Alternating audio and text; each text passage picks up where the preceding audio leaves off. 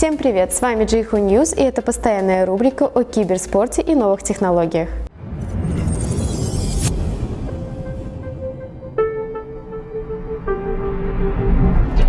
Аналитическая компания Counterpoint составила отчет о продажах смартфонов в третьем квартале 2023 года. В период с июля по сентябрь лидером оказалась компания Samsung. Ее доля составляет примерно 20%. На второй строчке оказалась компания Apple. На ее долю пришлось около 16%.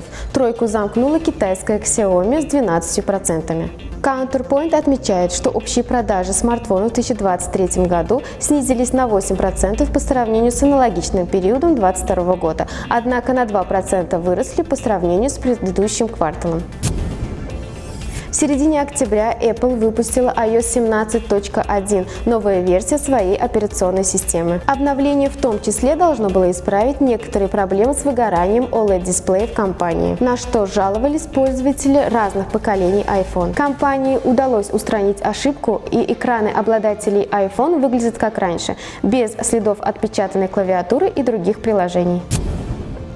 За последние сутки призовой фонд чемпионата мира The International 2023 по Dota 2 увеличился всего на $6402. И это худший показатель за всю историю наблюдений с 2015 года. Сейчас общая сумма, которую разыграют лучшие команды мира в Сиэтле, составляет $3 056 101. Низкий призовой фонд связан с отказом Valve от боевого пропуска с уникальными космическими наградами, на которые игроки тратили миллионы долларов.